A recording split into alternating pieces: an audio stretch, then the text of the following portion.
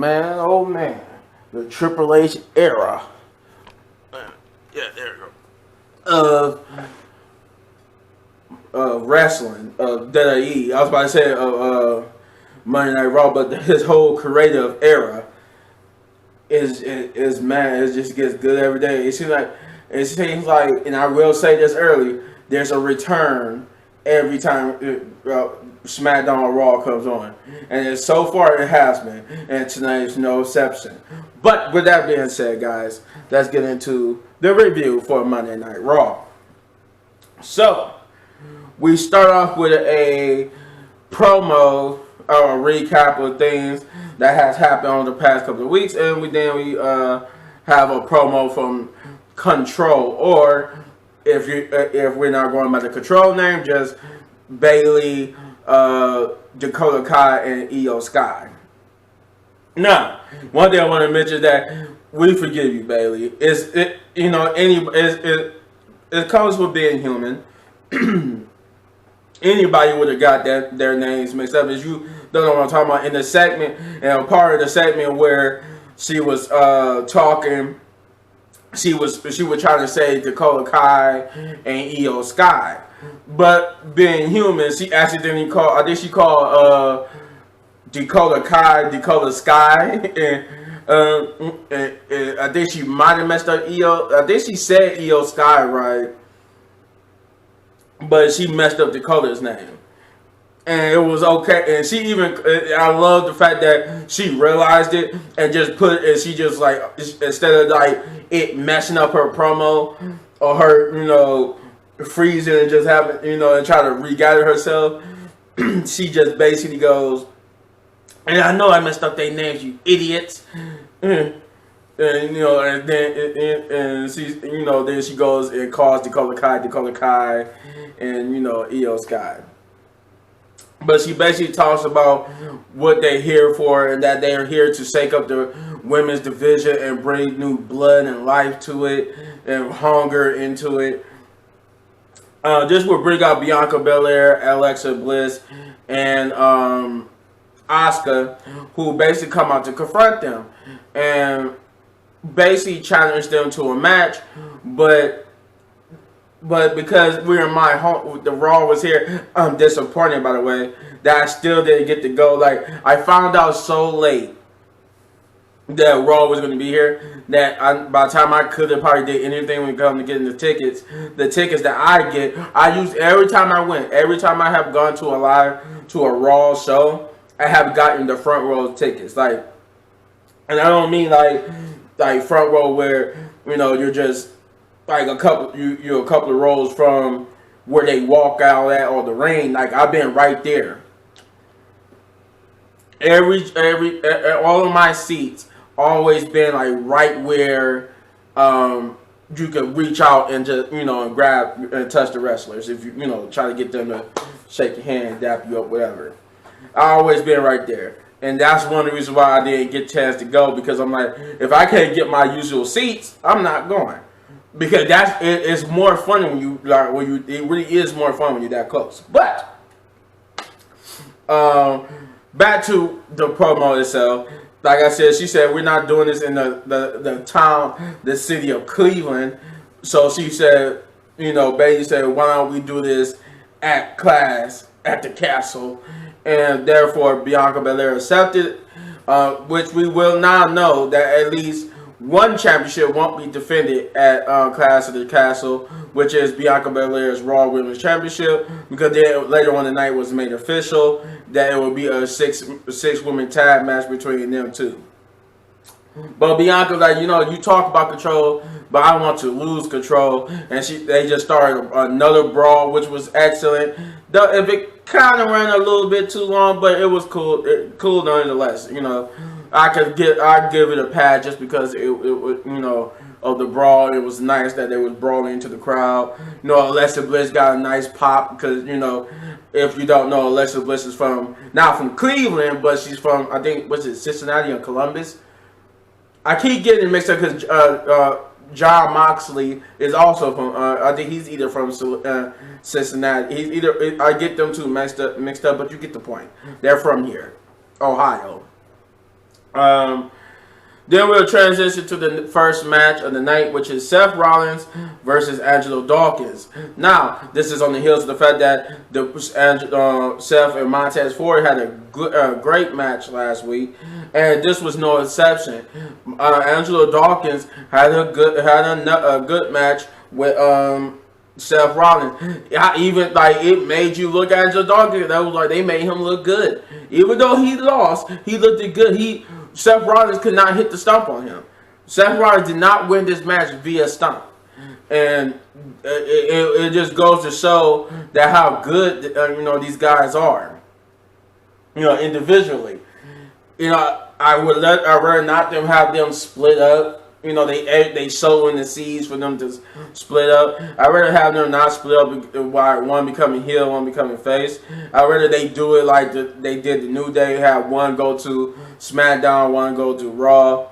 I'm going to get to that in a minute why I say that too. There's a specific reason why, and this is not something that happened on the show, but this is something that's being reported by Fightful Select and stuff.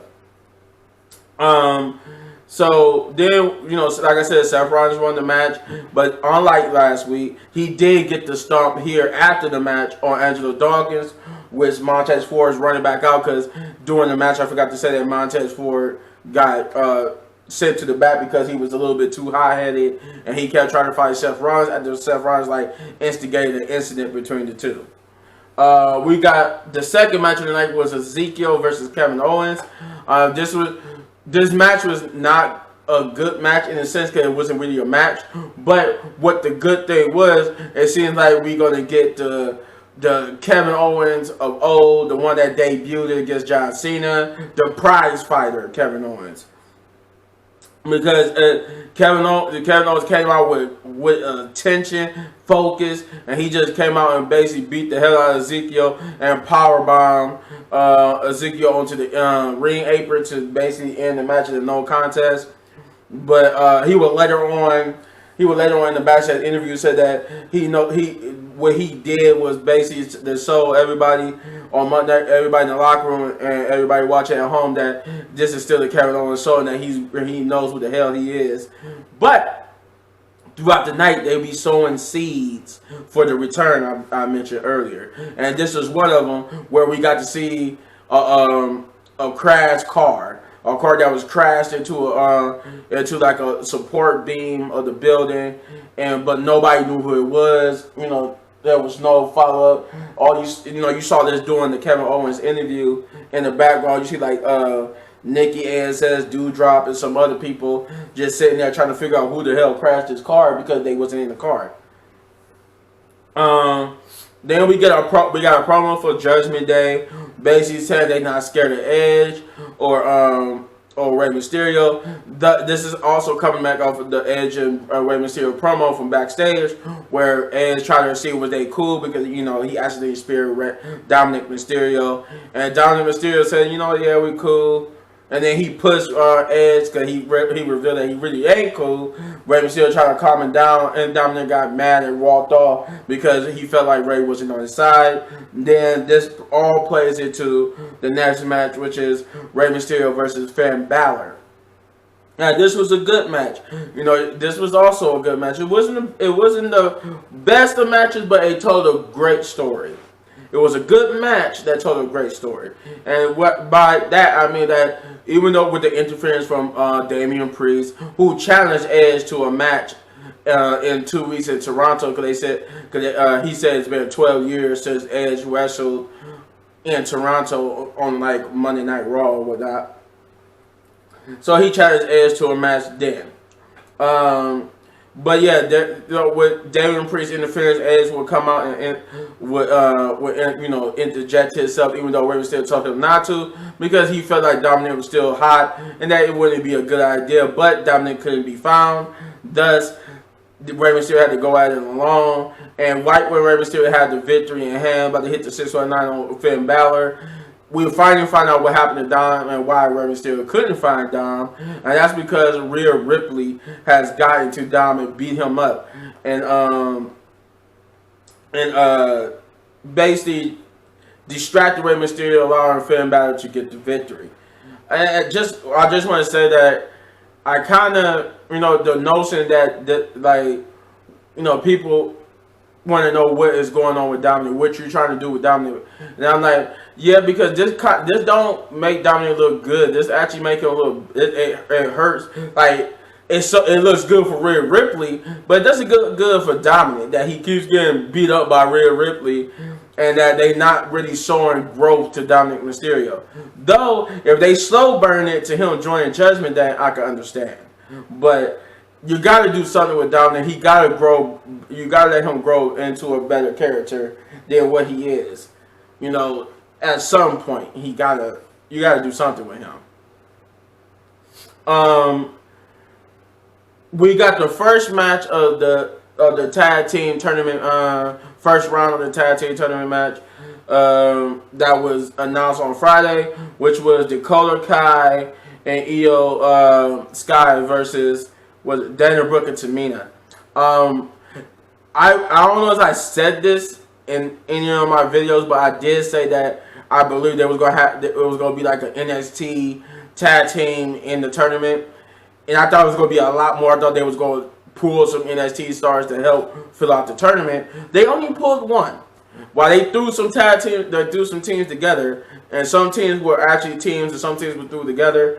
They did throw one NXT team in there, and that would be Nikita Lyons and Zoe Stark, which is going to be interesting. But there's what it is. I forgot it was Doudrop and some more people that was gonna be involved, and Dana Brooke and Tamina, which I feel like the match itself was good, but for the momentum you have with Bayley, Dakota Kai, and them, it kind of hindered them that they had an actually competitive match.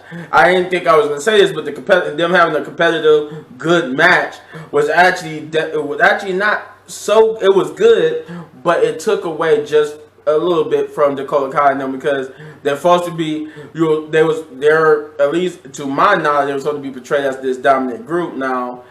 And not only did they have a competitive match, they barely won by the skin of the teeth, and they had to have Bayley help, which I do agree was like, oof, that didn't kind of help, but it's still overall, I will still give it a pass because it was still a good match.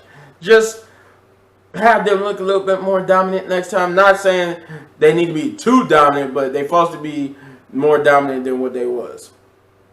But yeah, as you would thought, Dakota Kai and Io will be the winners, moving on to face whoever wins between Alexa Bliss and Asuka versus Doudrop in them. I want to say it's Doudrop and Nikki ASS. I think that's who they're going to be facing next week. We only got one match of it, so we didn't get two. I thought we was gonna get two in one night, but we only got one.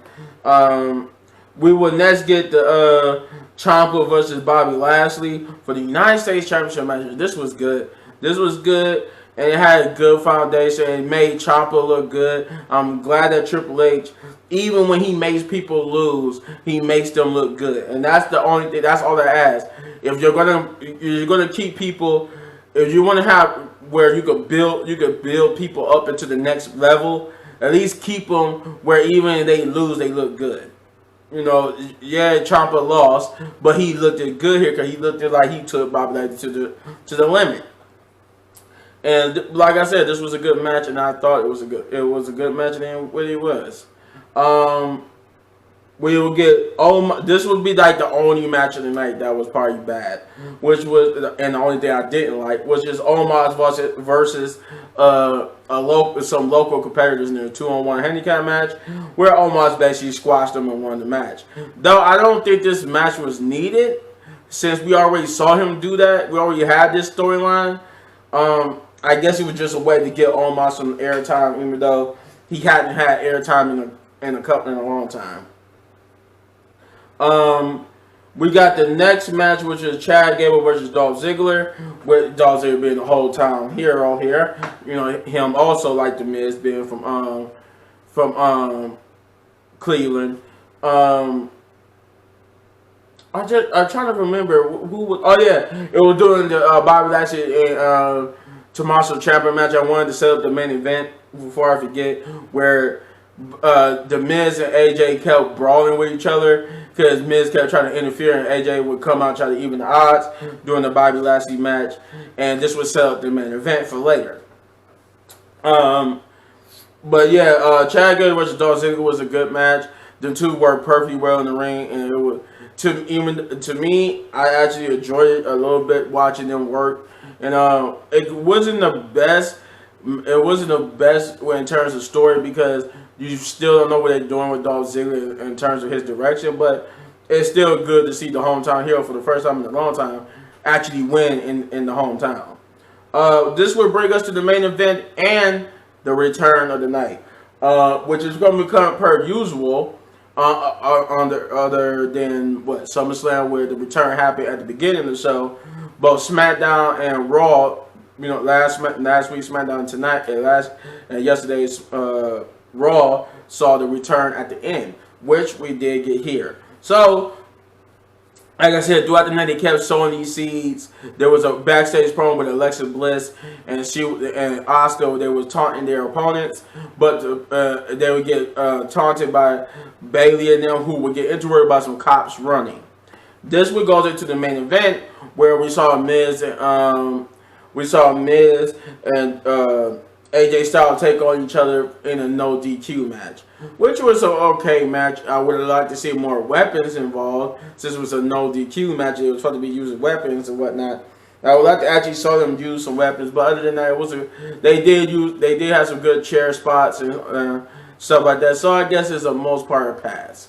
But the real story here after AJ Styles won came of the reveal of what was going on throughout the whole night. And it was revealed that the person that was behind these weird incidents that kept happening throughout the night, which made the episode far better than what it was going to be. Because I was actually going to be like, this is the first time in the Triple H era that we had a semi-okay, Raw. But this actually elevated to actually being a good episode because we finally learned what was going on. It was the return of Dexter Lumis. Dexter Lumis has also been brought back. One of the people that was let go due to budget cuts, and it was just they revealed it. It wasn't like how Dakota Kai came back or Karrion Kross. This was just more like, what the hell is going on? Like during AJ Styles' victory, he's praising himself, hands up in the air, and all of a sudden everybody just focused. Even AJ, like, what's going on here? Like somebody tried to jump the railings, and you see the police who was running past Alexa Bliss and them earlier, grabbing and touching with a guy, and AJ like, what the hell? And then he just then he go back to doing victory poses, and right when he turned around, they saw the guy's face, and it was Dexter Lumis. I'm like, holy crap! He really meant that he was going to be blustering and bloating the roster with talent, and he really meant that. He's like, I feel like at least the way how he got is going, is going to be a return almost every day. Jesus Christ. But I don't think it was a return after the Monday after SummerSlam, was there? I don't think there was a return then. Anyway, I can't remember if it was. With that being said, this episode of Monday Night Raw gets a 8 out of 10 just because it was a good one and entertained me. I thoroughly enjoyed it. And besides the Omos match, everything else was good. I actually pretty looking forward to SmackDown and what else is to come for the first time in a long time. But you let me know in the comments down below what you thought of Monday Night Raw. And if you enjoyed this review, then you hit this button right there in the upper right corner for all of my WWE reviews. And you enjoy this video so much, you want to support the channel, all you gotta do is hit that like, subscribe, share, hit that notification button, hit that thanks button, hit that join button, do all those great things. And yeah, hit you on these videos for more of my amazing content, but don't go anywhere because I got more reactions and gameplay. Peace. 2 fingers.